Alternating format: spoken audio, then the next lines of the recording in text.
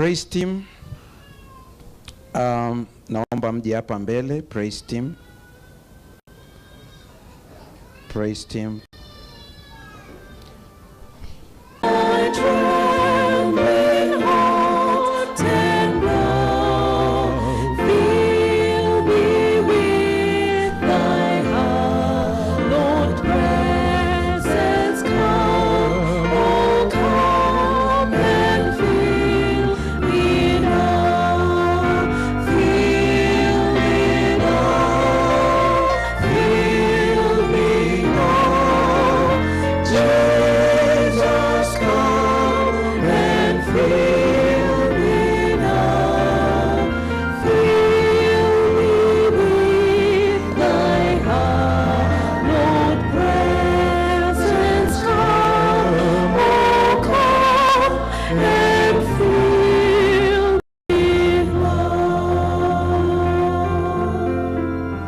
The song represents a complete picture of a spiritual dependence by showing soul that recognizes inner trembling and weakness and inability to sustain itself without divine intervention. Holy Spirit is our guide. Holy Spirit can produce whatever we want for the kingdom. If we can put aside the Holy Spirit, let's expect nothing. Because without the Holy Spirit, whatever struggle you are going through, you cannot overcome it. So I call upon every one of us to surrender before the Lord, to ask the presence of the Holy Spirit in your heart. Because without the Holy Spirit, even if I will preach using any language I can, without the Holy Spirit, you cannot discern what the Lord wants you to do. So we have to pray and surrender. Let us put aside our own knowledge, our own strength, and depend on God and God alone. Just pray in your heart now. Ask the Holy Spirit.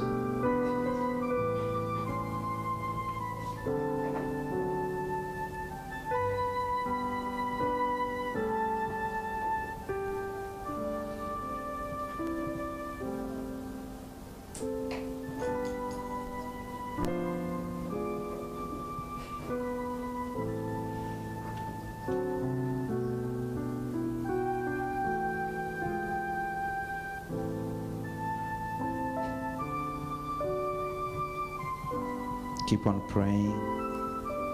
Feel me now, feel me now. The song emphasizing confession of weakness, humility at God's feet, and the active work of the Holy Spirit as cleanser, comforter, savior, sustainer, showing that the spiritual renewal involves cleansing from within, restoration through divine love, and a present feeling of God's life-giving power rather than distant or future experience. May the Holy Spirit fill every one of us so that we can hear God's voice. In Jesus' name we pray. Amen.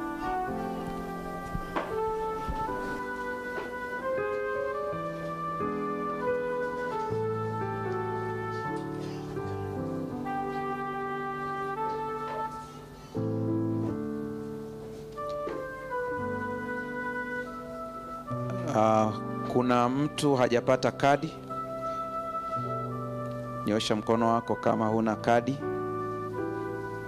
Hii kadi ina kazi maalum. Asante sana wale wanaotusaidia ku distribute cards.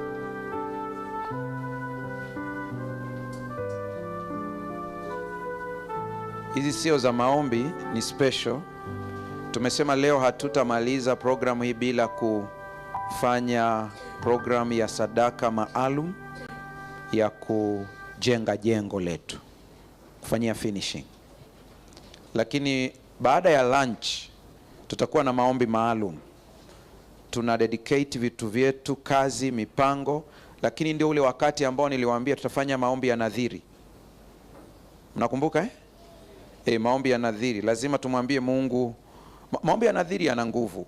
Kuna watu wako hapa nilikutana nao walifanya wakati tunafundisha online, wakafanya yale maombi na wakaona matokeo. Dokta yuko wapi? Si kama amekuja kusali nasi leo. Dokta jana tulikutana, ni kati ya watu waliofanya maombi kama hayo. Wanafanya kazi na East Africa. Leo hajafika. Nilisikia jina likitajwa Mbwambo nikajua labda dokta yupo. Ni kati ya watu ambao nilisema leo ningewatolea mfano, walifanya aina hiyo ya maombi na wakaona matokeo. Challenge ya maombi haya ni hii: ukijibiwa, watu wengi wakijibiwa wanasahau. Mshike mkono jirani yako, mwambie umeelewa au arudie tena. Amesemaje? Nirudie tena. Mimi sijui, Mungu ndiye anayejua zaidi. Sijui kwa nini Mungu ukimprovoke na nadhiri vitu vinatokea. Sijui. Lakini ukimwambia Mungu ya kwamba ukinitendea nami nitatenda, ni kama umemchokoza. Sasa wengi wakitendewa na Mungu wanasahau kutimiza nini? Nadhiri. Na Biblia inakataa, inasema bora usiweke kuliko uweke alafu usitimize, kwa sababu inakufunga. Wengine hapa mko mnanisikiliza vizuri, mambo yenu kwenye maisha hayaendi, kinachowafunga ni nadhiri. Nadhiri inakufunga pale ambapo Mungu amekutendea tayari. Kama hajakutendea haikufungi. Haleluya. Haya, hiyo tutaielezea mchana vizuri. Naomba nione kila mmoja mwenye kadi ashike kadi yake.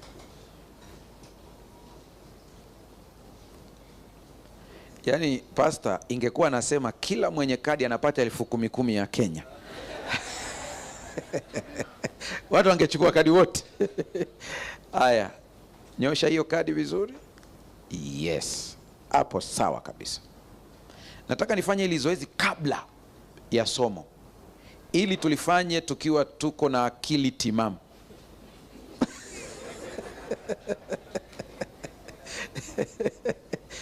Sio emotions.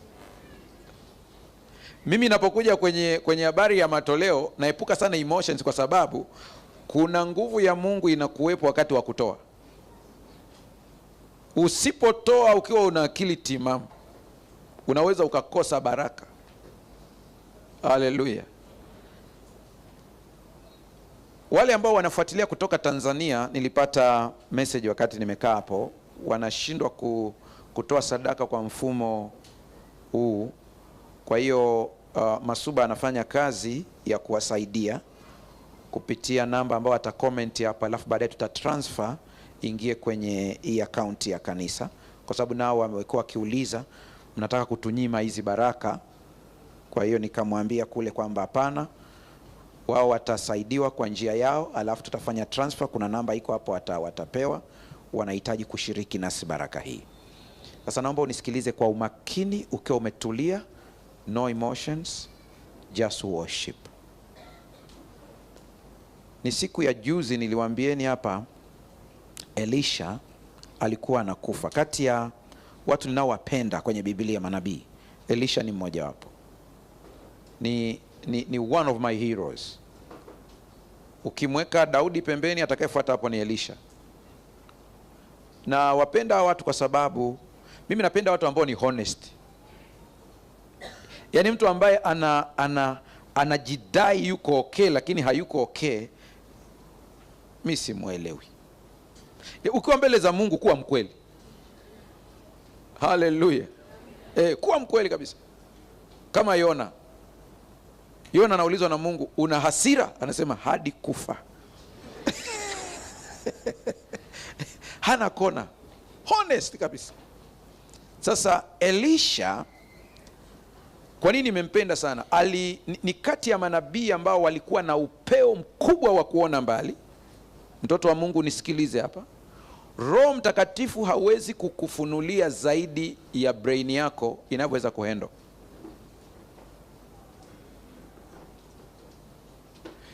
Ndio sababu nawaambia vijana wengi hapa, ongeza material kwenye brain yako, soma. Kuna research ziko nyingi, soma. Challenge. Hata kuna research nyingine ukizisoma challenge kwamba hii research hii haiko sawa. Roho Mtakatifu anakufunulia kulingana na brain yako unavyopenda kuiongeza zaidi. Na mimi katika vitu siamini mpaka kesho, siamini kama ubongo unajaa. Endelea kuongeza. Hata kama una miaka 90, so long as unajua kusoma, soma. Sasa Elisha alikuwa na brain nyingine ambayo nilipenda. Wakati ameitwa kwenye utume, aliangalia maisha ya Elia, akayawekea nini? Question mark. Elda Mwaniki, kuna watu wanaweza kuwa kiroho very strong, lakini hawako vizuri katika pande nyingine ya uchumi na maisha mengine. Sio kwa sababu Mungu hataki kuwabariki, ila wamesha limit. Naongea na watu au na binadamu? Sasa akakubali ule wito, maana ameambiwa aende, akakubali ule wito. Yule jamaa akaangalia maisha yale, akasema huyu anayeniita nifanye hii kazi ni ngumu. Kazi ambayo hata nyumba ya kulala hakuna. Ndio kazi walikuwa wanafanya. Yaani wakifika mahali mpaka mtu awahurumie, watumishi wa Mungu njoni mlale hapa. Sasa lakini ndio kazi nimeitwa. Akajiuliza hakuna namna nyingine ya kuboresha hii kazi. Siku moja akamwambia mimi ninaondoka. Elia anasema mimi naondoka. Nikiondoka omba lolote. Anayekuambia omba lolote hana nguo ya kubadilisha. Mnajua yule jamaa alikuwa na nguo moja tu, ngozi ya ngamia. Basi akamwambia naomba roho kama ya kwako, lakini mara 2. Yaani niwe na roho, nimebarikiwa kiroho na nguvu za kiroho, lakini pia financially strong.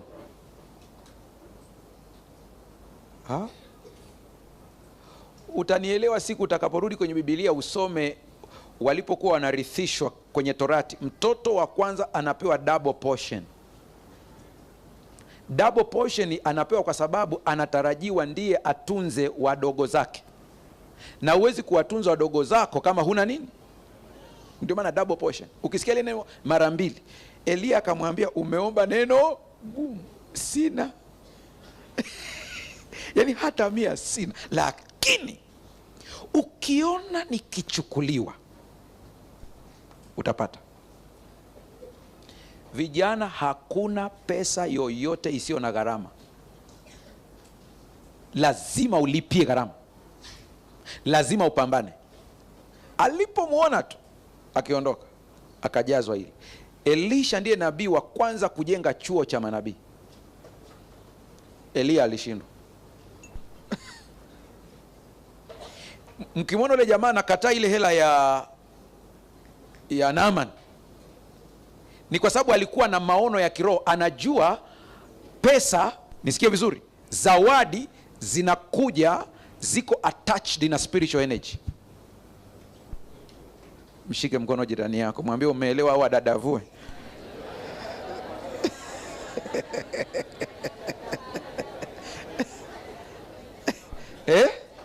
Ndadavue kidogo.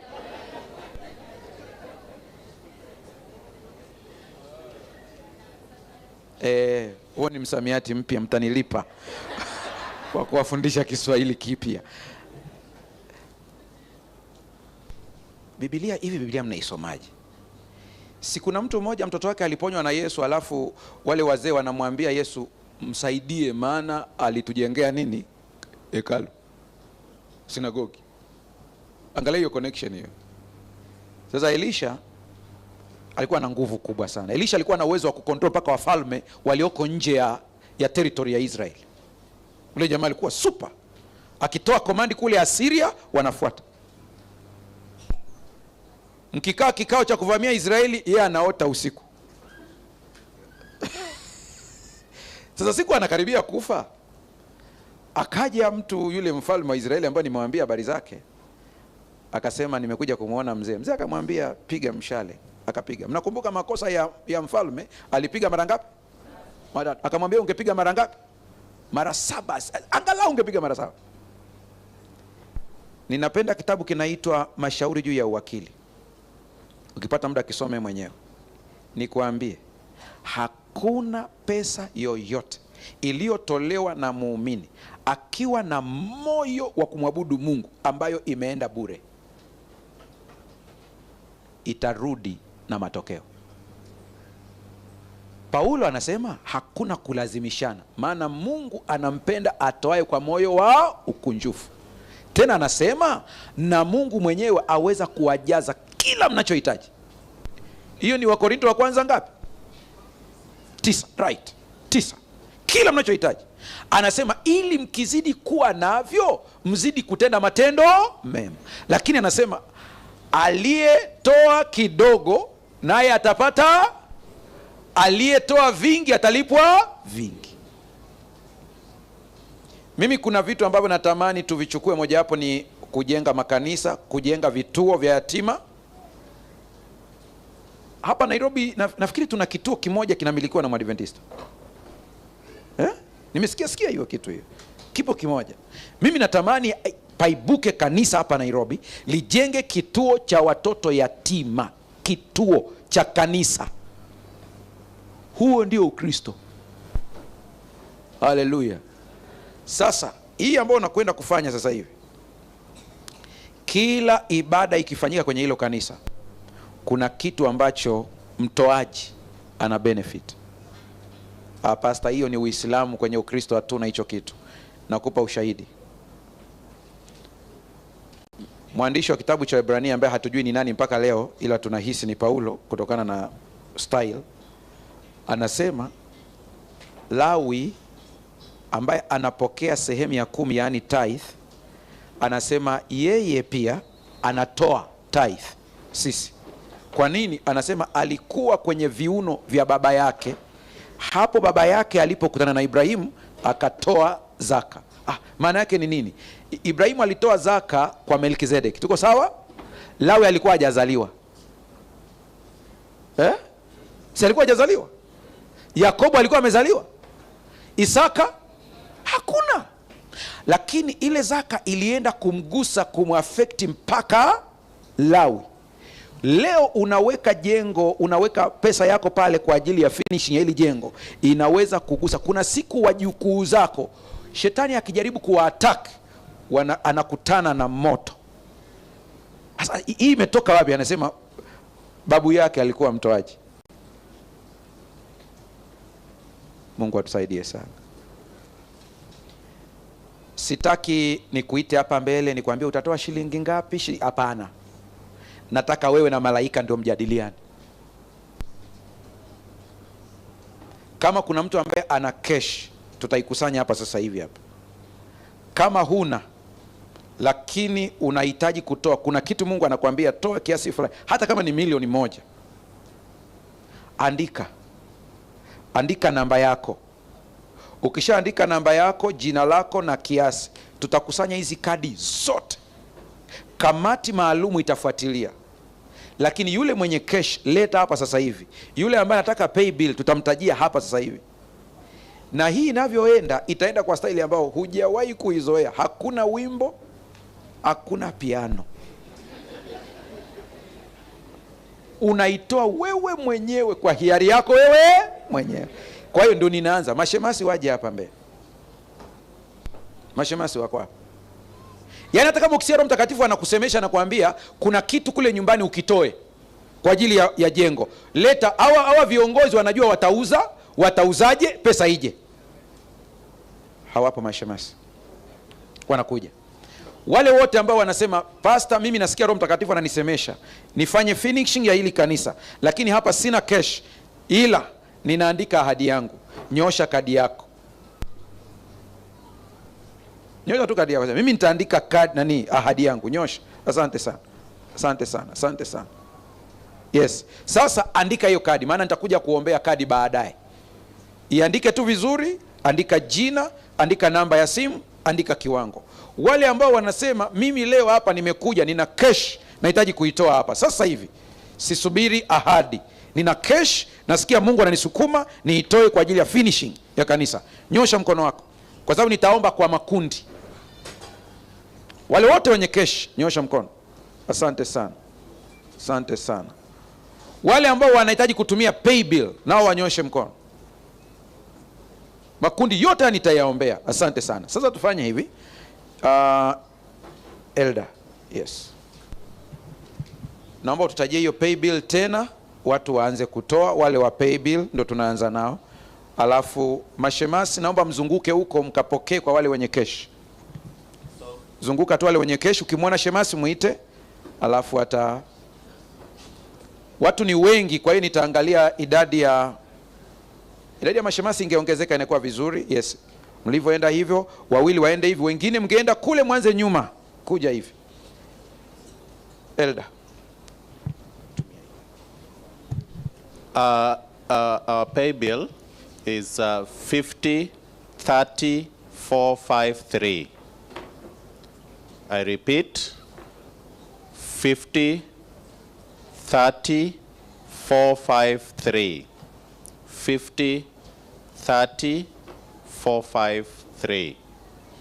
But communication maybe can also, yeah, hiyo ya development account kwa wale ambao mna group number, you can write your group number. But kwa wageni wote labda you can pick any group. We have group 1 to 72. Group 1 to 72. Ile row ataku guide, then you can just put any group. Asante. Sijui tunaweza tukaongeza idadi ya mashemasi au vyombo ndio vichache, kama inawezekana.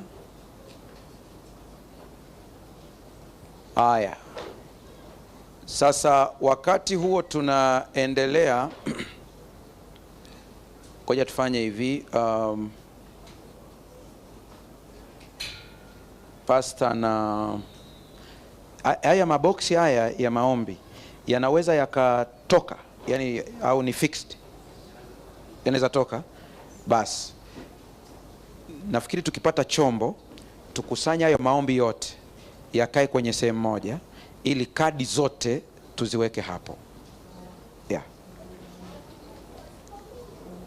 Kama kuna chombo chochote tuchukue maombi hayo yote tuweke kwenye chombo, tutumie haya maboksi kwa ajili ya hizi kadi, kwa sababu tutaziombea hizi kadi sasa hivi hapa. Asante. Wale mashemasi kule, kama una cash nyosha mkono wako, mashemasi wapo wanakuona. Nyosha mkono wako mahali ulipo, mashemasi wapo wanakuona. Alafu baadaye tutakuja kwa wale wa kadi. Na ile ya mchana utaandika mipango yako yote ambayo unaileta mbele za Bwana. Wewe ni mfanyabiashara, wewe ni mfanyakazi, yani kila mmoja kwa atakavyokuwa yeye mwenyewe. Tutakuwa na box kubwa tutaweka. Tukiomba tukimaliza itachomwa pamoja na yale maombi yetu kwa program maalum ambayo pastor ataisimamia. Niliwaambieni awamu hii tumletee Mungu hoja zenye nguvu. Leta vitu vikubwa ambao vikitendeka utasema kweli ni Mungu amefanya. Leta vitu vikubwa kabisa. Wale wa cash kama wameshamaliza, ni waite mashemasi waje huku mbele. Au bado mnaendelea mashemasi? Asante. Sasa ili mimi nikimbizane na huu muda vizuri, mashemasi ndio nitawapa kazi ngumu. Mashemasi nitawapa kazi ngumu. Watu wote wenye kadi, ukiweza kutembea, tembea uje weke kadi yao. Wamekuja. Haya, tupeleke box moja kule, kusanya hizo kadi hapo sasa. Baada ya kuandika, ndipo tutafanya maombi. Box la pili, hili limekosa. Ya, turahisishe hivi, ukiwa kwenye mstari mmoja hapo, mpeni mwenzenu kadi, papa, wa mwisho yule atakusanya kadi zote. Simple. Mkiwa na mwenzenu kwenye mstari, mpe kadi, zikiwa za kutosha atakusanya huko mwishoni.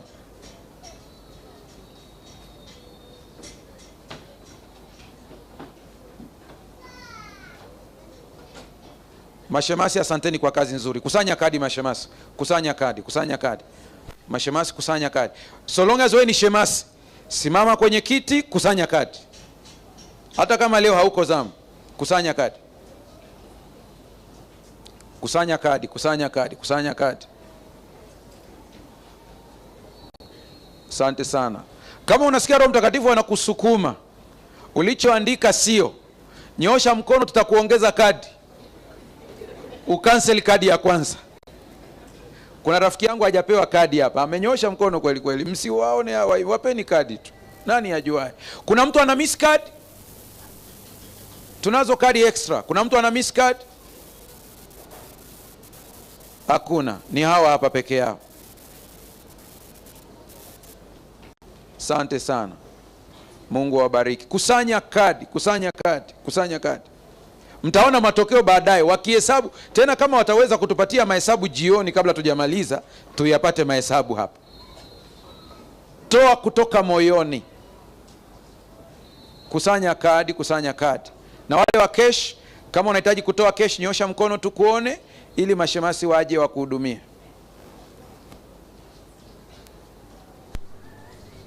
Kuna mtu anahitaji kutoa cash mahala fulani? Asante, inaonekana kama vile mmemaliza kukusanya kadi. Mashemasi wote mliokuwa mnakusanya cash na kadi, mje hapa mbele. Safi sana. Huyu aliyeleta hili wazo abarikiwe na Bwana.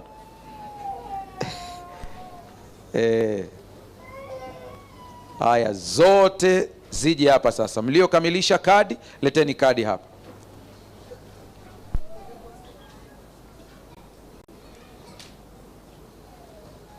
Mliokamilisha zoezi la kadi na cash, mzilete hizo kadi hapa sasa, tuingie kwenye maombi. Tunaingia kwenye maombi sasa. Oh, bado mnakusanya kule nyuma. Haya, waliomaliza waje. Wale ambao hawajamaliza endelea kukusanya.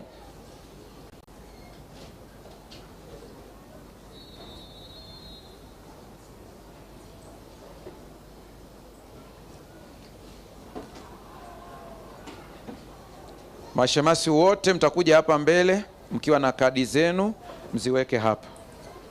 Weka kadi hapo.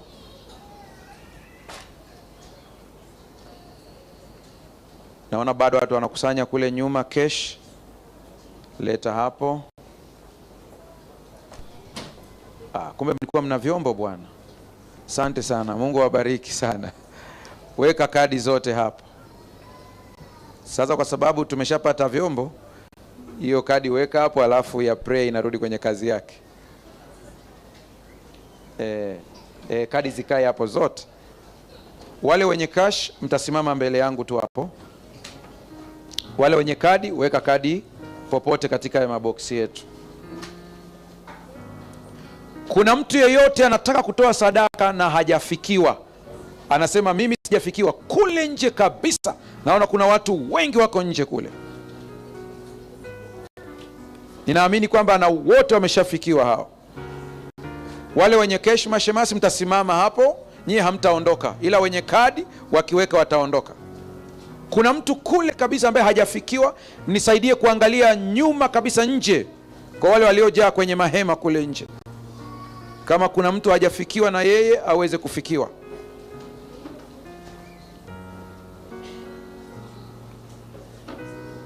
Asante sana.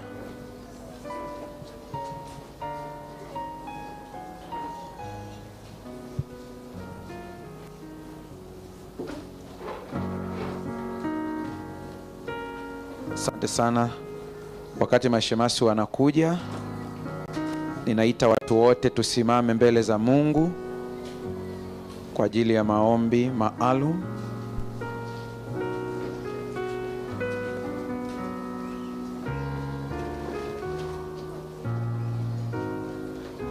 Wakati wenzetu wanakuja,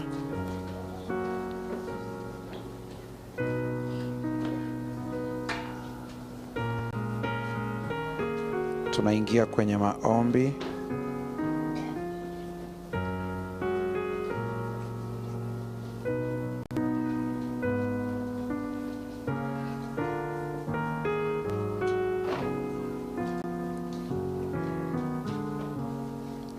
Nahitaji nione utulivu ndipo nianze.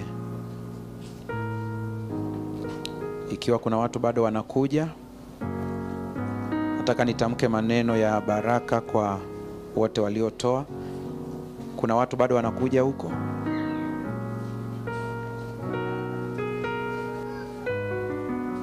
Asante sana, Mungu awabariki sana.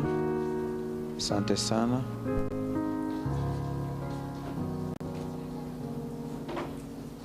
Pote hapa tuna kadi. Hizi ni kadi na zile ni kadi. Niko sahihi? Sawa. Naomba wazee wawili wasimame kwenye hizo kadi. Simameni kwenye kadi wazee wawili. Alafu mashemasi ambao mna cash, naomba mje hapa mbele.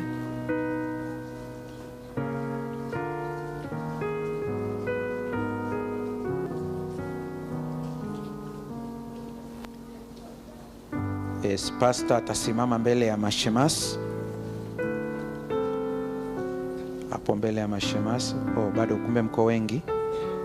Njoni wote mashemasi hapa. Kuna mtoto ameleta kadi, tumsaidie huyo. Tujue kadi inakwenda wapi. Asante sana.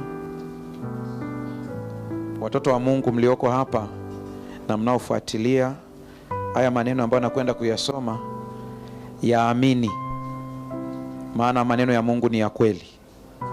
Haleluya. Nikiyasoma haya maneno, ukiyaamini, itikia amina kwa nguvu, kama haya maneno unahitaji yawe ya kwako, kwa kila aliyetoa. Bwana akujibu siku ya dhiki. Jina la Mungu wa Yakobo likuinue. Akupelekee msaada toka patakatifu pake. Na kukutegemeza toka Sayuni. Azikumbuke sadaka zako zote. Na kuzitakabali dhabihu zako. Akujalie kwa kadi ya haja ya moyo wako. Na kuyatimiza mashauri yako yote. Na tushangilie wokovu wako kwa jina la Mungu wetu. Tuzitweke bendera zetu. Bwana akutimizie matakwa yako yote. Baba Mungu, watoto wako wamesikia neno. Asante, maana wamesikia wito. Tupo makundi tofauti ya utoaji kama alivyosema mzee wa kanisa hapa. Kila moja kwa kundi lake unamfikia.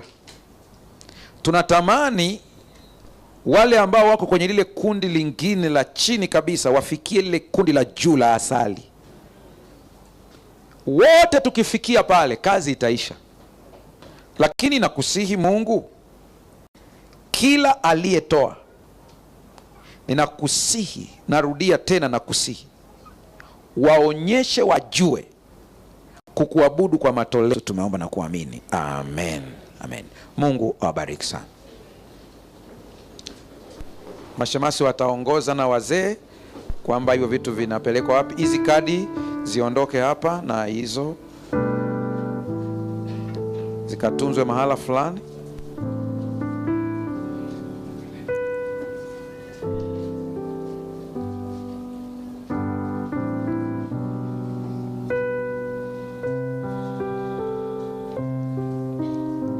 Sasa hivi hapa ni saa 7 kasoro dakika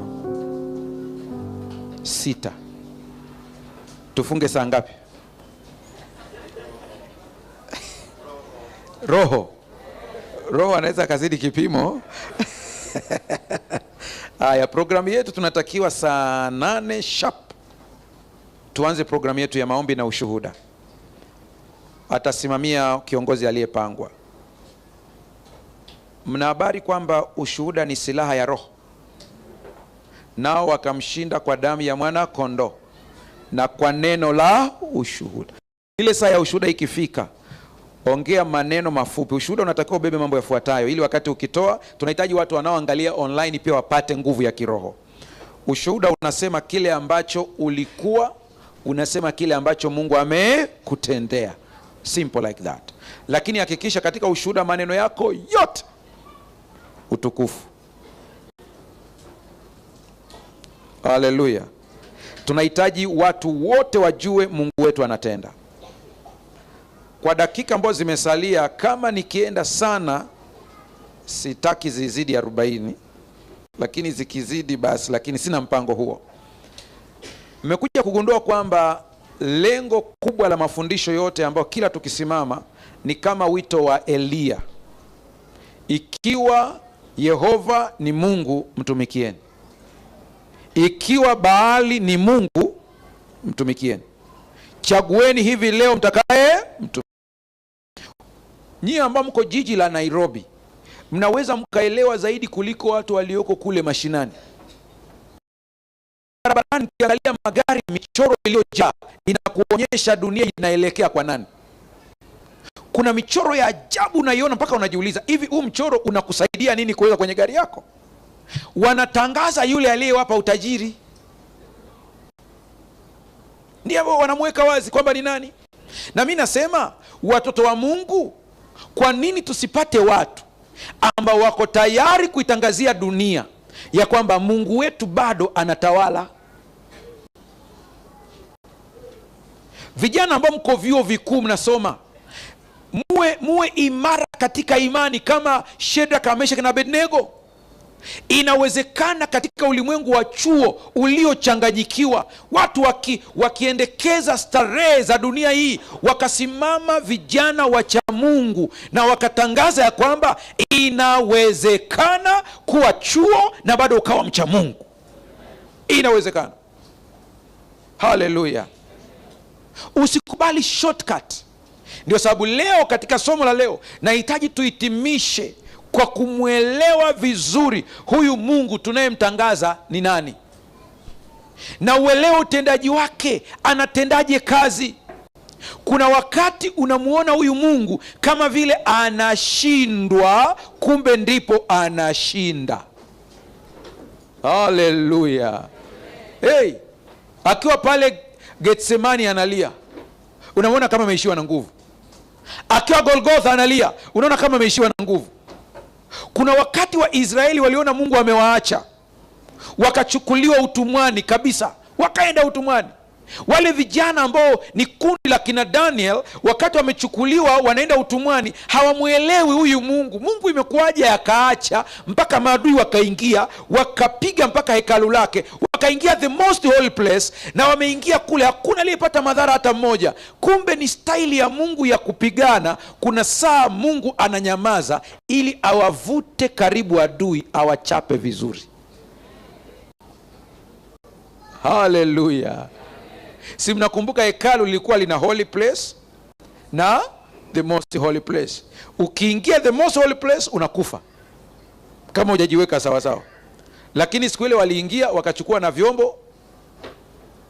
Kuna saa Mungu ananyamaza, unashambuliwa kwenye maisha yako, mambo yanaharibika. Unaweza ukasema, hivi Mungu yuko wapi? Na kuambia yupo, na anaangalia kila kitu, anaona unachopitia, anaona kabisa, anaona mpaka watu wanakusema umetafuta mtoto imeshindikana, wanakuambia nenda kwa waganga na umekataa, tena wanakuzomea kabisa. Huyo Mungu wako amekusaidia nini? Mungu anatafuta mashujaa ambao watasimama na yeye, si kwa sababu anatubariki, ila ni kwa sababu anastahili. Haleluya. Atende asitende, atabaki kuwa Mungu. Wale vijana namwambia mfalme, Mungu tunayemtumikia aweza kutuokoa. Hiyo statement ni very strong. Wanataka kumwandaa kisaikolojia kwamba ukiona tumeungua usije ukadhani amefeli. Haleluya. Anaweza, uwezo anao, lakini kuna saa anaamua kuacha kwa ajili ya utukufu wake. Na ukimwona ameacha, mfalme, usije ukadhani Mungu wetu ni dhaifu. Ni kwa sababu kuna wakati anatenda vitu hata akili zetu hazielewi, ila nabaki kuwa nani? Mungu. Sikia nikuonyeshe mfano. Si tumeongea habari ya Elisha hapa sasa hivi? Biblia inasema mtu wa Mungu akapata ugonjwa uliomuua. Yeye aliponya Naamani. Ila yeye anapata ugonjwa unafanya nini? Unamuua. Alafu mnakumbuka hii ndume inaitwa Elisha, wakati amekufa yuko kaburini, mifupa imeliwa imeisha. Kuna askari mmoja aliuawa. Wakakosa sehemu ya kuzika, wakaamua kumuingiza kwenye kaburi la nani? Alivyokutana na mifupa lakini Elisha bado yuko kaburini. Huyo ndiye Mungu tunayemtumikia. Haleluya. Watoto wa Mungu, leo nawaletea Mungu baba yenu anayewapenda. Yesu alipokuwa anaomba, wanafunzi wake walimsikiliza akiomba. Wakamsikiliza, wakaona staili yake ya kuomba.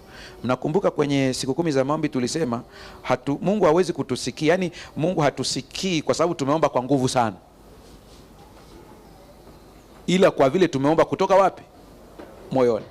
Walivyomsikiliza anavyoomba, wakagundua wao wanaomba tofauti kabisa. Mimi ni hisia zangu, usije ukasema ndivyo ilivyoandikwa, ni hisia zangu. Na hisi Petro ndiye akamuuliza, tufundishe kuomba. Wewe ukikutana na Yesu utamwambia kitu gani? Kule Tanzania kuna mzee mmoja alisoma na Mwalimu Nyerere. Wakati Mwalimu Nyerere amekuwa rais, akaenda kutembelea kile kijiji. Akakumbuka, kuna rafiki yangu tulisoma naye hapa, hebu nipelekeni nikamsalimie. Akapelekwa, akamkuta rafiki yake. Bwana, hujambo, habari za siku nyingi? Akamwambia, sasa nimekuja kukusalimia, nina haraka sana, nimeona tu nikusalimie ndugu yangu. Nikusaidie nini? Akamwambia, kwa kweli mwalimu, shida yangu kubwa mlango. Ukiniwekea mlango hapa kwenye nyumba nitashukuru sana. Yaani uko na rais wa nchi unaomba nini? Mlango. Hivi kweli? Bartolomayo mimi namkubali sana. Hakuomba pesa. Alisema macho yangu yapate. Alijua macho yakiona pesa itafanya nini? Na mimi nawaambieni watoto wa Mungu, hata siku moja usipige magoti na kumuomba Mungu pesa. Utakuwa umekosea kweli kweli. Omba baraka. Baraka inaleta.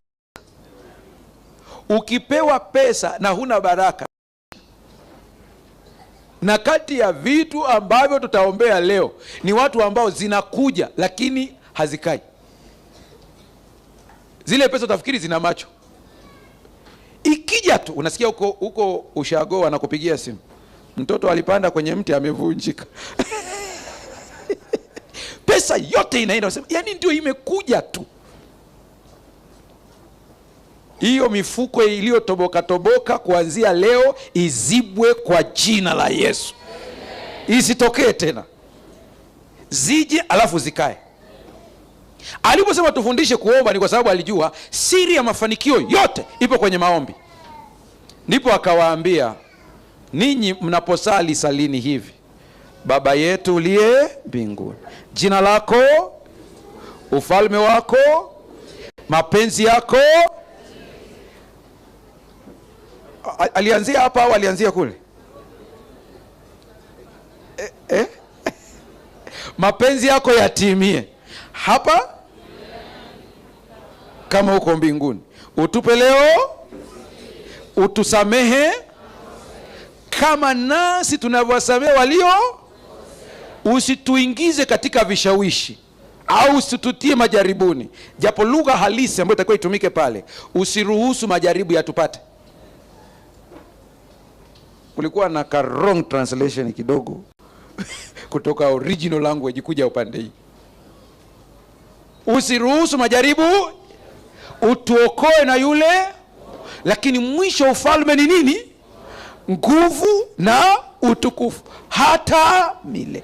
Sasa wengi katika Ukristo wakaifanya hiyo kama liturgy. Tukafanya kama liturgy kwamba wakiomba ombi wanaomba. Sisemi kwamba ni makosa. Wanasema tu mwishoni ameshaomba mengi, mwisho anasema kama ulivyotuongoza tukisali tusali hivi. Watu wanadaka. Kwa hiyo tumeifanya kama ni ya kumemorize, wakati Yesu alitarget iwe ni structure. Hallelujah. Ndio lengo lake hiyo. Namba 1. Sasa nikiona kuna watu ambao wanaandika, ndipo nitapunguza speed. Kama hawaandiki kuna ambao wanaandika? Haya. Andika Mathayo 6 fungu la 9 hadi 13. Hilo tumeshalitaja tayari.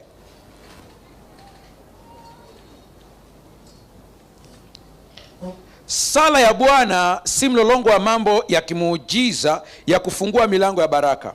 Ni katiba ya maisha ya Kikristo. Yesu hakutuambia karirini hivi, bali alisema salini hivi. Alitupa mfano, patterns. Sala hii ni kama dira. Haikuambii mahali pa kwenda tu, bali na kuongoza jinsi ya kufika huko. Unapoomba sala hii, unajiweka wakfu kuwa mikono na miguu ya Mungu hapa duniani. Haleluya. Yaani wewe unakuwa mikono na miguu ya Mungu. Pale ambapo Mungu angeenda, unaenda wewe. Ndio maana ya sala hii.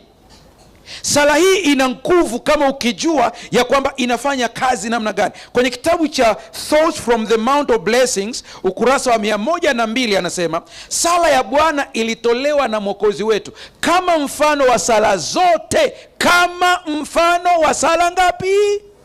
Zote zinazokubalika. Inatufundisha unyenyekevu, imani na upendo ambao tunapaswa kuwa nao tunapomkaribia Mungu. Namba 1, Baba yetu. Baba yetu. Anaposema Baba yetu, huu ni utambulisho unaovunja ubinafsi. Haleluya. Baba. Wakati tunafanya kipindi na vijana hapa, kipindi chao sijui kama wamekirusha au bado, tulikuwa na kipindi kafupi kidogo na vijana. Nikawaambia kwamba changamoto ambayo tunaipata tunapomsikia Mungu akitajwa kama baba, akili yetu inakuja kwa baba waliotulea sisi. Na hata hapa nimewaambieni kuna baba, niliwaambia kuna mmoja mpaka watoto walikuwa wanamuita Osama, kwa jinsi alivyo. Mmesikia hizi kesi, mtoto amepigwa mpaka amekufa kwa sababu aliiba andazi, au aliiba shilingi 50. Mwingine mpaka amevunjwa mkono. Yaani gharama ya kutengeneza huo mkono mtu hata haangalii. Huyu ni baba tuliyenao duniani. Kwa hiyo ukisikia Mungu anatajwa kuwa kama baba, kuna saa nasikia maombi yanaombwa mbele ya watu, saa nyingine mpaka nasema Mungu, hilo ombi usipo neutralize, muombaji anamtaja Mungu anatisha. Anakuambia wewe ambaye ni moto ulao.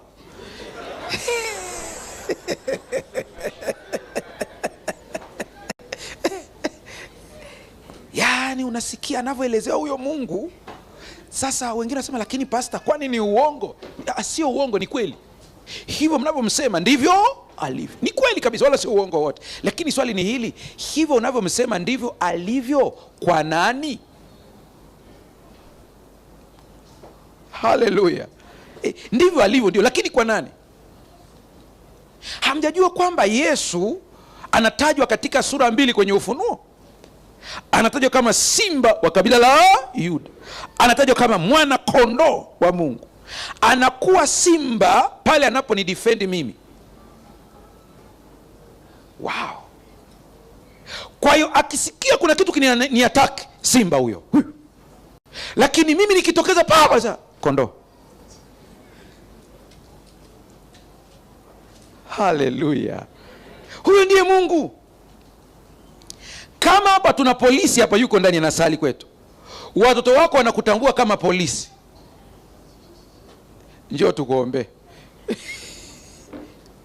Yaani wewe ni polisi kule, lakini ukija nyumbani wewe ni baba. Turudi tena tumwelewe baba yetu. Yesu anawaambia shida yenu mnapoomba, kuna picha ya Mungu mlionayo sio, lakini kuanzia leo mkiomba baba yetu. Zaburi ya 23 inasema Bwana ndiye mchungaji wangu, sitapungukiwa.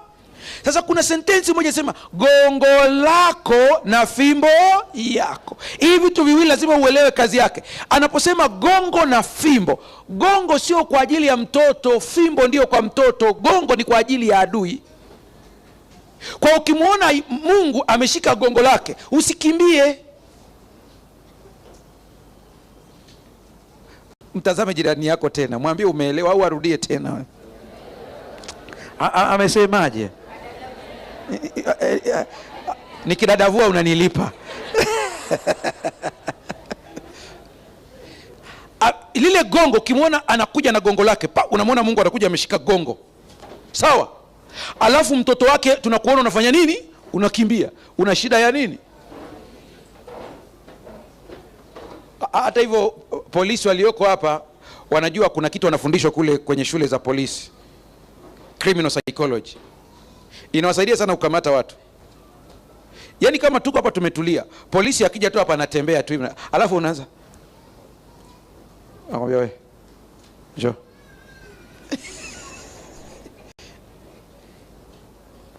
Anatumia gongo lake kumwataki adui, anatumia fimbo yake kunirudisha kwenye mstari.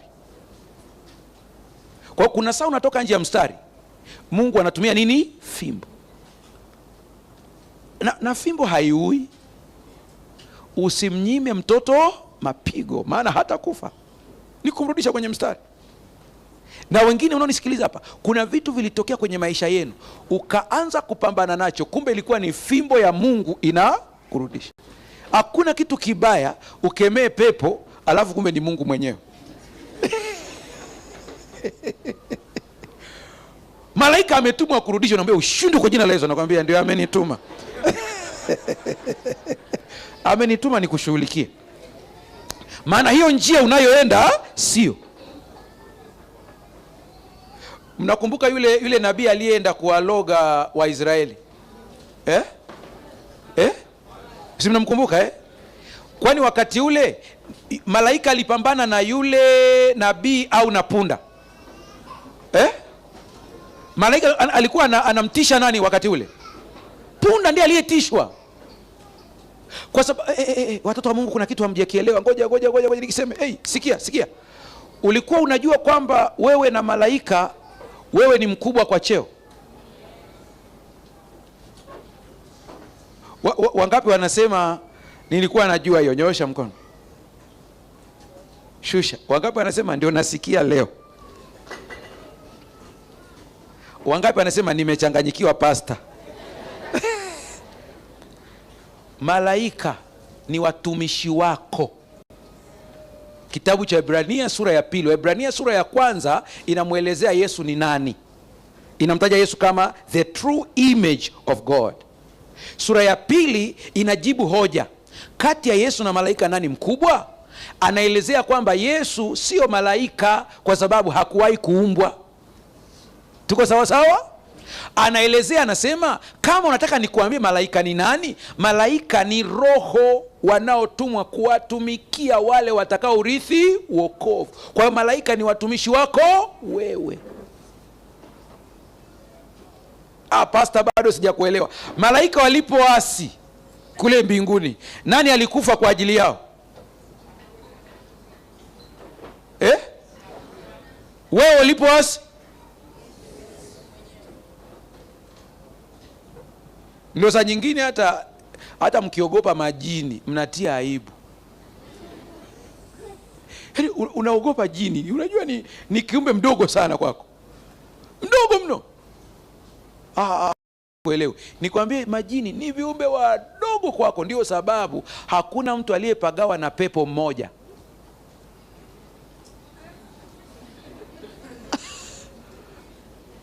Lazima wawe wengi ndio wanaweza kamoja kakija kanaogopa. Mtoto wa Mungu akishtuka huyu mimi nimekwisha. Kwa hiyo inabidi kaende kutafuta wenzake, bwana twende tusaidiane. Na tena ukitoka hapa una nguvu za kiroho. ndio hawakuwezi kabisa. Kwa sababu gani? Hey, sikia, katika viumbe wote walioumbwa na Mungu ni sisi peke yetu tuliozaliwa na Mungu. Pastor, tumezaliwaje?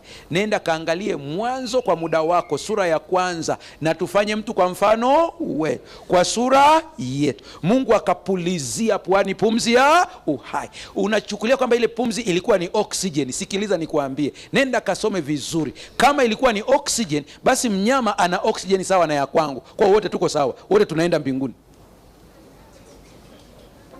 Najua kuna fungu la Mhubiri unalifahamu kabisa, ambao linasema afavyo huyu ndivyo afavyo huyu. Na mimi nakwambia hilo fungu liache hivyo lilivyo, kwa sababu hujajua context yake. Tulichukulie kwamba ulivyoliamini ni kweli.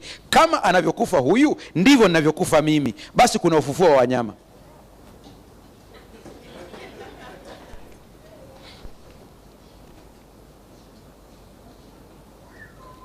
Naona akili imeanza kuamka sasa vizuri.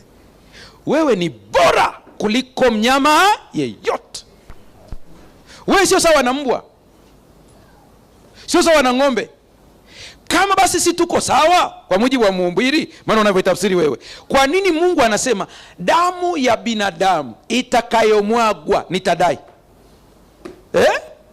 Anasema kama ni mnyama atamwaga hiyo damu, huyo mnyama lazima ilipe. Lakini ya mnyama Mungu haulizi. Ndio sababu nawaambia ni wakati mwingine ukiona vitisho vya wachawi kule nyumbani kwenu, najua kuna watu wanaogopa kwenda kule mashinani. Anawaza hivi, nitaendaje kule? Sikiliza nikwambie, cha kwanza ulieko hapa, Mungu akuvisha ujasiri. Aliye upande wetu ni mkuu kuliko wa kwao. Wakati wa likizo ukifika, nenda kwa ujasiri wote kabisa. Sisi tumezaliwa na Mungu, tukanunuliwa kwa damu ya Yesu. Haleluya.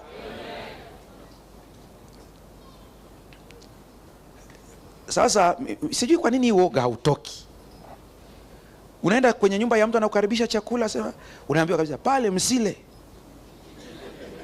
Mkila hapo, na kweli unakuta kuna mtu anavaka ujasiri, mimi ni mcha Mungu siogopi, lakini ndani kuna kaoga. Mwisho anangoja nile kidogo. Akila tu akisema unakuruhusu kimeumana. Sasa sikieni niwaambieni kitu. Watakula vitu vya kufisha, havitawadhuru. Haleluya. Kwanza kuna imani moja ambayo uwe na kazi ya ziada kunitoa hapo. Mimi naamini yafuatayo: hakuna mtu yeyote aliyempokea Yesu Kristo kuwa Bwana na Mwokozi wa maisha yake ambaye atauawa na wachawi. Kuna mtu ananitazama anasema, pastor, hivi nakwambia hicho kitu huwezi kunitoa hapo. Nina ushahidi wa kimaandiko. Ushahidi wa maandiko unasemaje? Utasoma kwa muda wako. Ile Ibrania sura ya 2. Anasema kwa vile wana walikuwa na damu na nyama, naye alishiriki yayo hayo, ili kwa njia ya mauti amharibu yeye aliyekuwa na funguo za mauti, yaani Ibilisi. Yesu alivyokufa alimnyang'anya funguo. Funguo ziko na kaka yangu. Haleluya. Yeye ndio mwenye funguo. Je, kuna wakati tunaweza kushambuliwa? Ndio. Na ushahidi kibiblia. Kuna saa wanaweza kutushambulia, lakini hawatatushinda. Haleluya. Hawezi kutushinda. Kwa hiyo tufanyeje, mchungaji? Ukiona kuna kitu unaona kama hii ni spiritual attack, acha yale maombi ya Mungu naomba unisaidie, Baba tenda muujiza. Yaani malaika waliosema hapo wasema, hivi huyu mtoto anajijua kweli? Biblia inasema mkiwa na imani kama punje ya haradali, mtauambia mlima huu ng'oka. Haisemi mtaomba mlima ung'olewe. Talk to the mountain. Uambie mlima ng'oka, na utang'oka. Tena ongea kwa ujasiri bila woga wote. Niwaambieni, shetani haogopi maneno unayotamka, ila anaogopa mamlaka ulionayo. Baba yetu. Yesu anawaambia, mkiona hivi nikimuomba mnaona kama yuko mbali, Baba yangu ni Baba yenu. Mkumbukeni wakati anapaa kwenda mbinguni, Yesu mwenyewe akaambia, naenda kwa Mungu wangu ambaye ni Mungu wenu, naenda kwa Baba yangu ambaye ni Baba yenu. Ninajua hii dhana ya kwamba tunaomba kupitia Yesu Kristo ndio ambayo imetuchanganya. Tunadhani kama vile Baba hatupendi. Yesu anasema Baba mwenyewe awapenda. Haleluya. Baba, Baba, Baba. Yeye ni Baba. Kuna wakati watoto wa Mungu mnisikilize hapa. Kuna wakati maneno yanaisha kabisa. Unapitia uchungu mpaka unashindwa kuomba. Mimi nikuambie njia rahisi sana. Mwambie tu Baba. Neno hili yatosha. Roho atatafsiri kama inavyotakiwa. Haleluya. Baba yetu. Nyie mmepewa nguvu kubwa sana, lakini ni sawa na yule mtu ambaye alipewa check ya benki akaifanyia lamination akaweka kwa ukuta. Hey, ni utambulisho. Kumwita Mungu Baba haimaanishi, inamaanisha sisi ni warithi wa ufalme. Hatuna haja ya kujipendekeza au kufanya kazi kwa bidii ili tustahili kusikilizwa. Tunasikilizwa kwa sababu ya uhusiano. Tumeielewa hii? Hii ukielewa kila kitu kimeisha. Yaani tunasikilizana Nini kinafanya ukiomba Mungu akusikie? Done. Ellen White anasema, Pastor Ellen White anasema tumewatwisha waumini mahubiri ya Sinai, tukawasahaulisha Kalvari.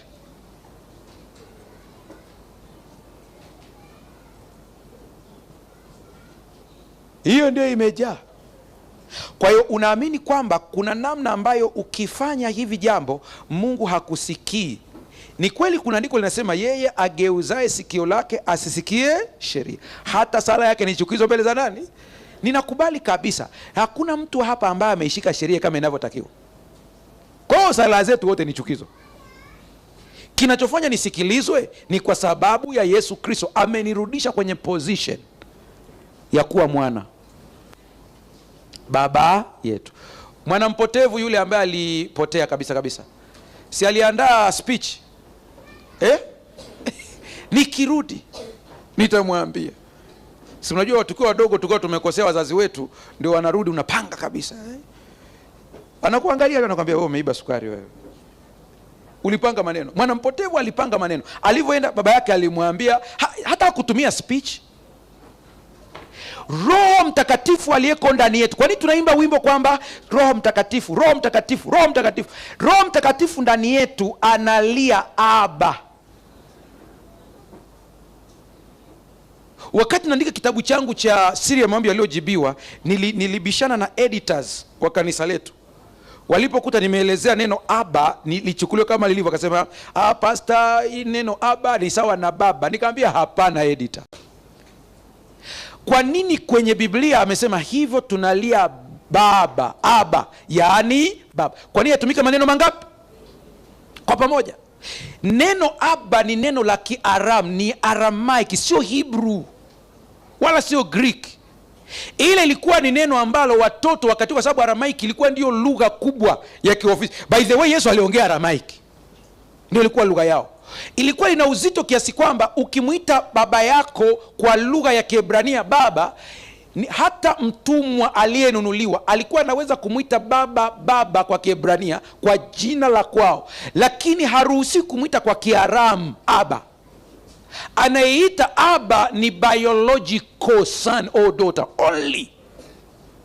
Kwa hiyo ukisikia Roho anasema tumuite Mungu Aba, anaongelea habari ya biology. Una DNA sawa na yeye. Ndio maana alivyo ndivyo tulivyo. Haleluya. Yesu anasema muiteni tu Aba, yatosha. Watoto wa Mungu kuna saa maneno yanaisha, ita aba. Akisikia anajua. Haleluya. Kuna siku moja huyu jamaa anaitwa Dani aliyekaa hapa juzi tu hapa, alipiga kelele usiku straight mpaka nimeenda nimerudi, ndio mama yake ananiuliza ulienda wapi? Nikamwambia hujasikia akipiga kelele? Ni kwa sababu kuna sauti ya mtoto inarekodiwa kwenye brain. Haleluya. Yaani ukisikia tu straight ile unajua huyo ni fulani. Walifanya zoezi moja kwenye shule, wakapanga wa mama, wakapangwa hapo, alafu watoto wanaletwa. Anaambia njoo hapa nyuma, sema sikuona mama aliyekosea sauti ya mtoto wake. Akisema tu neno moja tu anaulizwa nani huyo? Anasema Rebecca. Akija mwingine nani? Anasema Susan. Watoto wa Mungu, baba yenu amerekodi sauti zenu. Hata kama hapa tumejaa watu maelfu kiasi hiki, mmoja akiomba, baba kule anajua specific. Baba yetu uliye mbinguni. Mungu ni baba yako. Haleluya. Haleluya. Haleluya. Mgeuke jirani yako, mwambie Mungu ni baba yako. Usiende kwake na woga.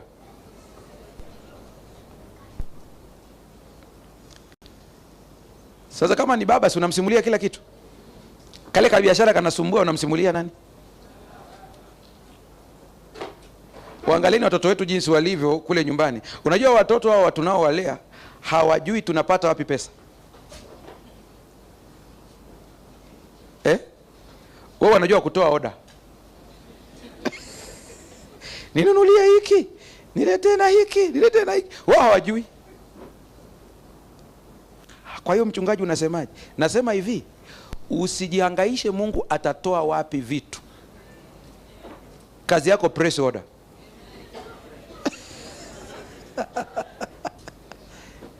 Unajua jina ni kwamba kuna saa unaangalia sasa mimi sina hii. Ni wewe huna, baba yako anayo. Ukimsikia Yesu anasema msijisumbue, bali utafuteni kwanza ufalme wa Mungu na haki yake yote. Nikana kwamba anaambia chochote mnachokitaka kina exist. Hallelujah. Chochote kina exist. Kwa unavyo struggle, usihangaike kutafuta hicho kitu. Align yourself with the kingdom.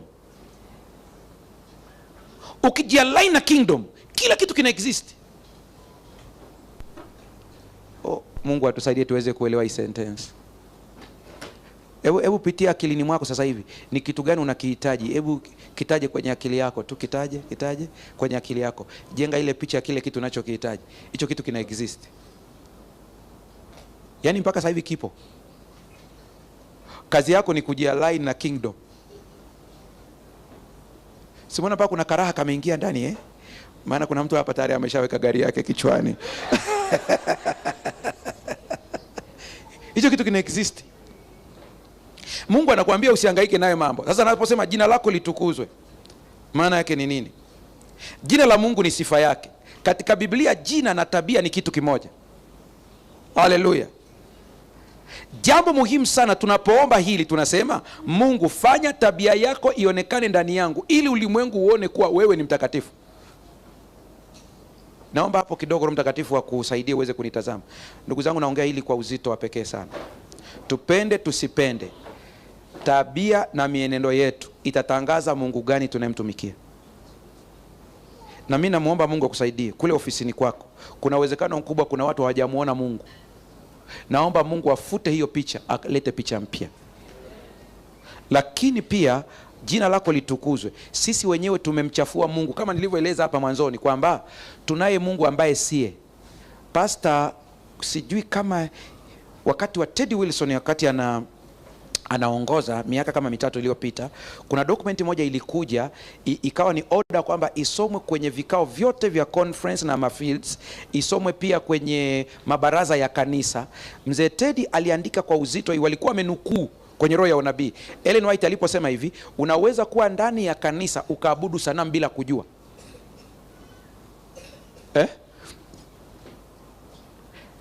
Ile quotation bado naitafuta kwa sababu kuna siku nilirusha kwenye YouTube, nataka niirudie tena. Maana yake alieleza ni hivi kwamba Kama Mungu uliye naye pichani ni Mungu ambaye ni katili, mbabe, hiyo ni sanamu. Waabudu sanamu wako wangapi humu ndani mpaka leo? Unasema hiyo ni sanamu kwa namna gani? Sivyo alivyo. Wakati anamtokea Musa, sifa ya kwanza, Musa alimwambia, wewe ni nani, jina lako? Akamwambia, Mungu wa baba yako. Asema, jina lako ni nani? Ukiona Musa ana insist jina, anahitaji character, kwamba wewe ni Mungu wa namna gani, umeacha watu wako. Mungu akamwambia, I will be who I will be, nitakuwa hivyo nitakavyo kuwa. Bado alikuwa hajajifunua vizuri. Yaani maana yake ni kwamba, Musa, nikikwambia mimi ni mwamba, siku nikija kama maji utanikemea. Kwa hiyo nikwambia mimi labda ni mnyama mpole, kuna siku nitakuja kama nyoka. Si mnakumbuka hilo tukio? Lakini wakati anajifunua tena kule mlimani, jina lako, Biblia inasema Mungu akalitangaza jina lake, Mungu, Mungu mwingi wa rehema, si mwepesi wa hasira. Huyo ndiye Mungu tuliye naye. Kama kuna siku uliomba ukasema, Mungu, naona hasira zako zimekuwa juu yangu, tubu. Mungu ukasirikie tu, ungekuwa hapa wewe sasa hivi hapa. Ghadhabu yake ikitoka kunakaa. Tunamtumikia Mungu mwenye upendo. Jina lake linatangaza tabia yake. Ipi tabia yake? Jifunze kwa Yesu Kristo. Jifunze kwa mwanamke aliyekamatwa akizini. Hata mimi sikuhukumu neno. Huyo ndiye Mungu tuliye naye. Kuna watu mko hapa mnajiona kama wenye dhambi msiostahili. Nataka niwaambieni, hiyo ni dalili nzuri ya kwamba Roho Mtakatifu amekumulikia. Lakini baba yako amenyosha mikono kila siku, lini mtoto wangu atarudi? Tabia yake ni tabia ya upendo. Na kama ni ya upendo, atakutendea kile kilicho chema. Haleluya. Anaposema ufalme wako uje, maana yake ni kwamba Mungu atawale katika kila kitu katika maisha yetu. Ni wangapi wako tayari kumkaribisha Mungu kwenye biashara zao? Wamkaribishe Mungu kwenye ndoa zao. Utawala wa Mungu ukikanyaga, hakuna pepo anakaa. Mnakumbuka alisema, kama mimi ninatoa pepo kwa kidole cha Mungu, ufalme wa Mungu umekuja. Nahitaji mtumie mamlaka yenu kama watoto baada ya hapa. Kwa hiyo tufanyeje, mchungaji? Nendeni mkatumie amri ya mtoto wa Mungu. Nayo ni ipi? Yaambieni mambo, nayo yatakuwa. Haleluya. Tunaenda kwenye kuomba sasa. Tunaenda kwenye kuomba sasa. Kila mmoja aliyeko hapa, unaposali hii sala ya Bwana, usisali kwa kukariri. Isali kwa kumaanisha, ingie kwenye moyo wako. Jua Mungu ni baba yako, tena anayekupenda. Lakini pia yuko wapi? Mbinguni. Ukisikia yuko mbinguni, maana yake ni kweli uwepo wa Mungu uko nasi hata sasa hivi. Ukisikia uliye mbinguni, inamaanisha hivi, yuko juu ya yote na ndani ya yote. Kwa hiyo kama yuko juu ya yote, unaogopa nini?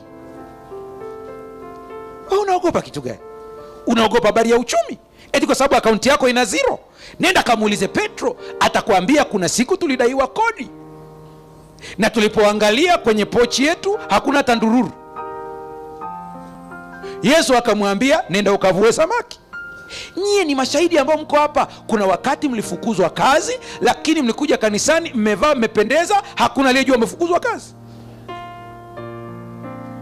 Kuna saa ulisema nitaishije na watoto hawa, Mungu alileta suluhisho. Kuna wengine mko hapa ni wajane, mume wako amekufa. Acha kuomboleza. Muda wa maombolezo umepita. Huu ni muda wa kukiri ya kwamba Mungu ndiye mume wako. Kuna watu mko hapa, unatishiwa kufukuzwa kazi, unamtetemekea yule bosi kana kwamba ni Mungu. Mtu hataishi kwa mkate tu, bali kwa kila neno litokalo katika kinywa cha Mungu. Kuna watu mko hapa, hivi ulivyo hapo, una ugonjwa ambao umeambiwa hauponi. Hiyo ni kauli ya daktari, ila hapa tuna Mungu aliyeunda sel, anajua DNA, Anajua kukomandi vitu vikatokea. Haleluya. Nilikuwa naongea na mama yake Elda wetu hapa. Elda, naomba usimame. Huyu hapa huyu. Nilikuwa naongea na mama yake mzazi. Ana miaka 81. Kama kuna wale wabibi huwa natamka huko nasema kuna wabibi wananipenda sana. Yule mama naye yuko on top. Paka nikaongea naye kwenye simu. Alipata kansa kwa umri mkubwa.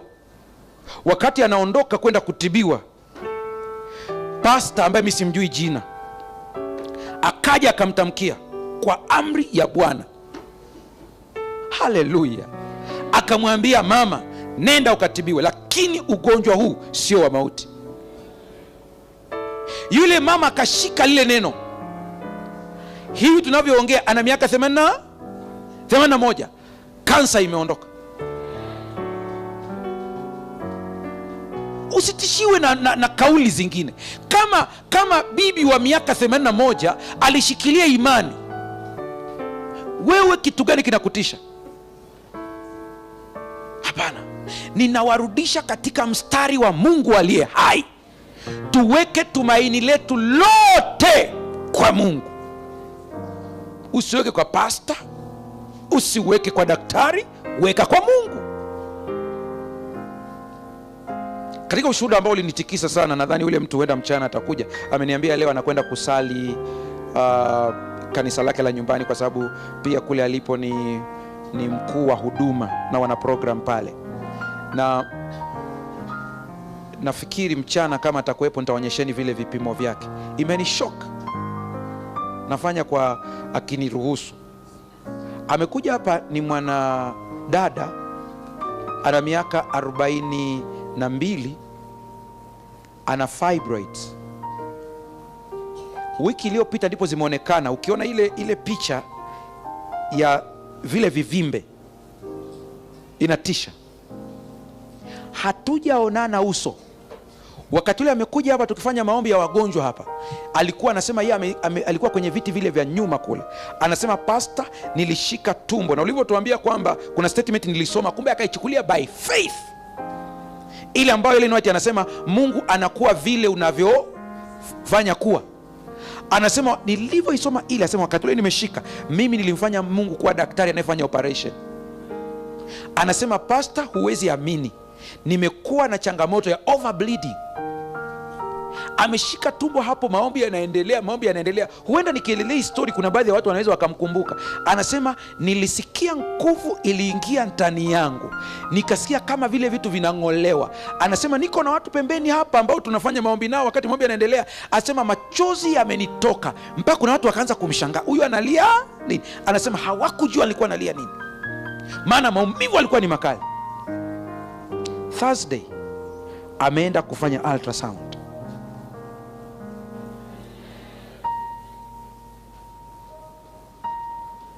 Nilimwambia ushuhuda wako na utaka huu. Akanitumia na zile picha. Nimeziangalia. Unajua, unaona kama movie hivi.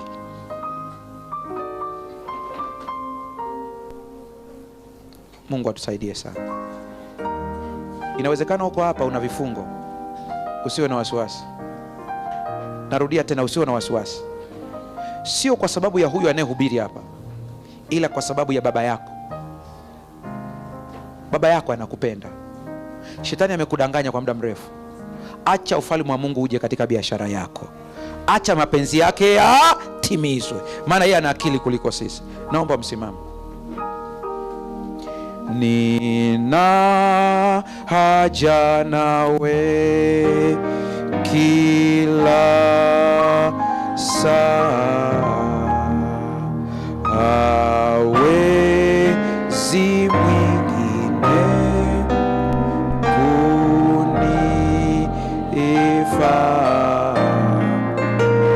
Yesu nakuhitaji vivyo kila saa,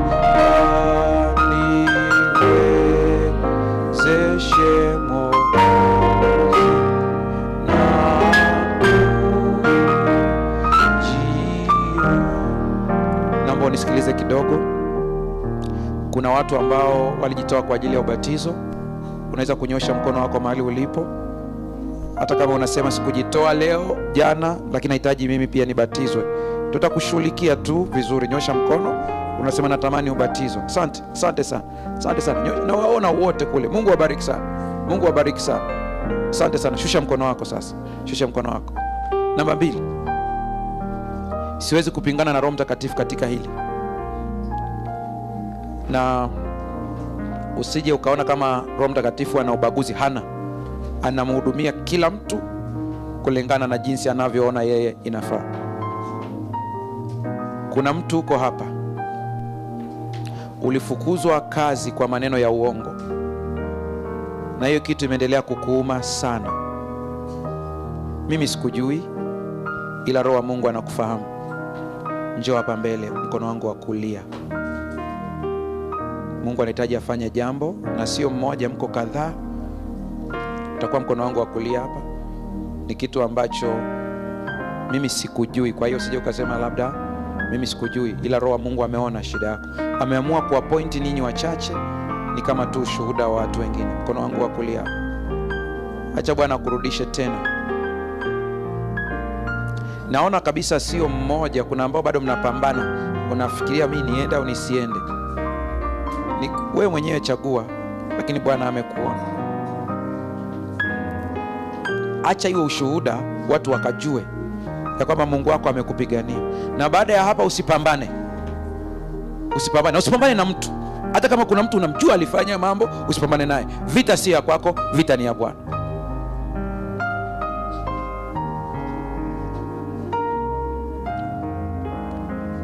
Wakitosha, ninajua kabisa na mimi nitapata amani moyoni, nitanyamaza kwa sababu naenda kwenye kundi la pili.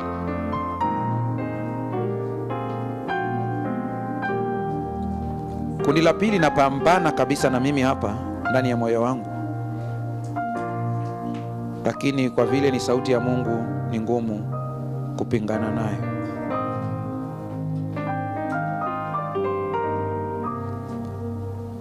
Sogea kidogo hivi. Kuna mtu, watu uko kwenye cycle ambayo ni shambulio la uchumi kiroho. Ni kwamba kila unachokifanya hakifiki. Lakini sio wote ambao nazungumzia wenye hili kundi, ila ili ujijue ni wewe ninaye kuongelea. Sifa ya pili, unajikuta ukikopa hupati pesa ya kurudisha, na unajikuta unaingia tena kukopa tena, kwa unakuwa na stress sana. Wewe ndiye nayeongea habari zake, sio huyu wa kwanza tu ambaye anasema mambo hayaendi. Hapana, ili ujue ni wewe ninayesema habari zake. Ya pili, unajikuta sasa unakopa ili uweze kumudu maisha, na unajikuta hata ya kurudisha haipo tena. Unakuwa kwenye cycle ya madeni. Inabidi Mungu avunje hicho kitu sasa hivi ili utoke hapa ukiwa na amani tena. Atafanyaje? Mimi sijui, aliyekuita ndiye anayejua. Njoo mkono wangu wa kulia. Fanya haraka kwa sababu atachukua muda mrefu. Mungu ndiye anayejua moyo. Hatujawahi kukutana wala mimi sikujua. Sogea upande huo. Nataka siku moja kwenye meza ya Bwana msimame na ushuhuda. Unashika mic kabisa, unashuhudia watu, unaambia Mungu alinitendea, alinitoa. Ndugu zangu, unachotafuta saa zote hapa, nahitaji katika ulimwengu wa roho Mungu wetu arudishiwe utukufu na heshima yake.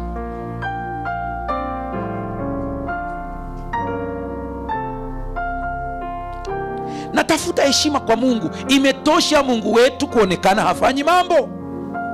Mungu wetu ni mwaminifu na anatenda.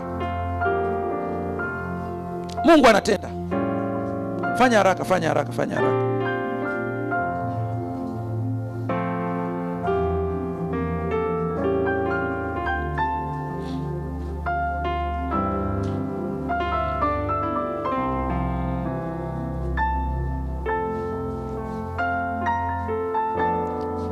Na wafanya haraka, maana naenda kundi la mwisho ili tuombe.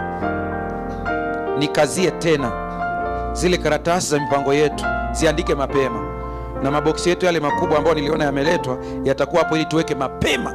Saa 8 sharp weka hapo. Saa ya maombi ikifika hakuna mambo mengine. Mwisho kabisa. wewe hutakuja hapa, utapiga hatua kama 5 mbele. Kila ukiwa umetulia, kuna mawazo ya kifo yanakujia, na picha inakuja mpaka unaona siku nikifa wataweka hivi, kila kitu kitakuwa hivi. Na ikija hiyo hali, kuna uoga unakushika. Hiyo roho haitakiwi kwa mtoto wa Mungu, maana tumepewa uzima tuwe nao tele. Sogea na wewe hapo mbele, hatua 5. Tunaingia kwenye maombi sasa.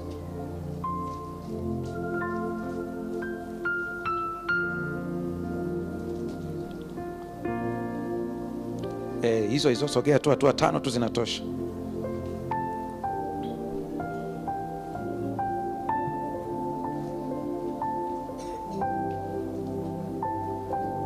Asante. Fumba macho.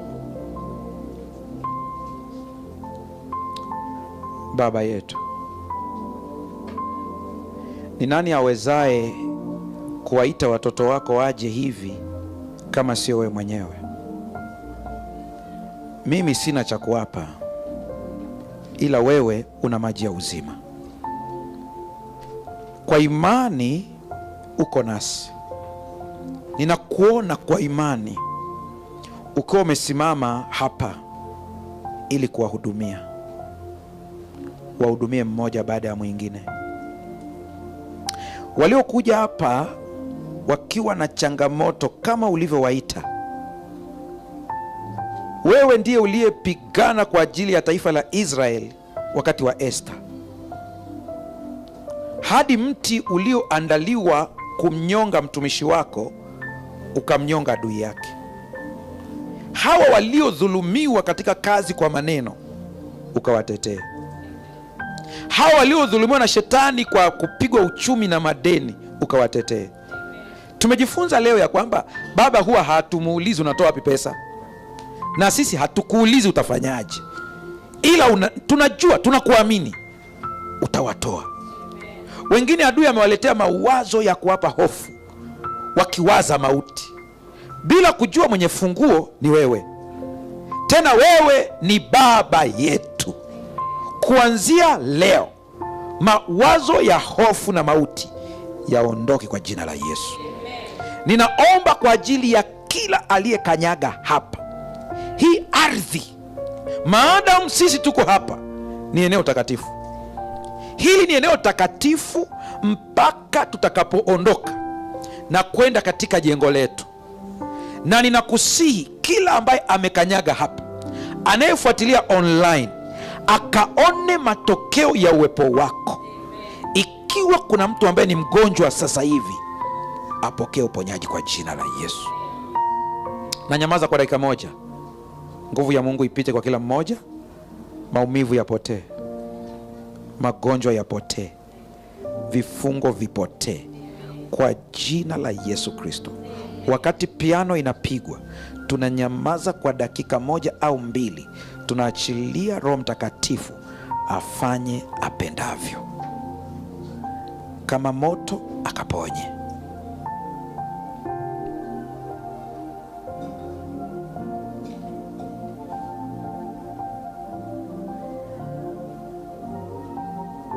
Asante Yesu kwa uwepo wako.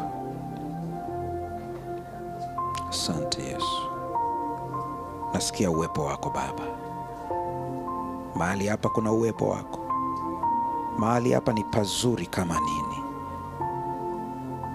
Nguvu za giza zinaondoka, vifungo vinaondoka, balaa na mikosi inaondoka, baraka zinakuja. Tunatoka hapa uso ukiwa umeng'aa. Asante Yesu kwa uwepo wako. Asante kwa ajili ya watoto wetu waliokuja hapa, nao wakabarikiwe kama sisi. Asante Yesu. Asante Yesu. Futa machozi ya mama yule Baba. Futa msongo wa baba yule. Tupe nguvu ya kuinuka upya. Asante Mfalme. Tupe nguvu tena. Tupe nguvu tena. Inua biashara. Rudisha watoto wako kazini. Wapandishe cheo wale ambao wamedhulumiwa kupanda cheo. Hatujaenda kwa mwingine, tumekuja kwako, nawe unatenda. Asante Yesu.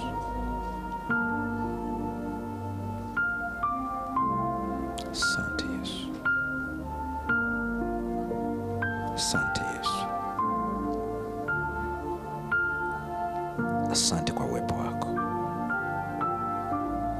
Ninakutukuza maana umetenda. Asante kwa kuwa kila mmoja wetu umemwongezea malaika. Nami ninapohitimisha hili na kuomba yafuatayo.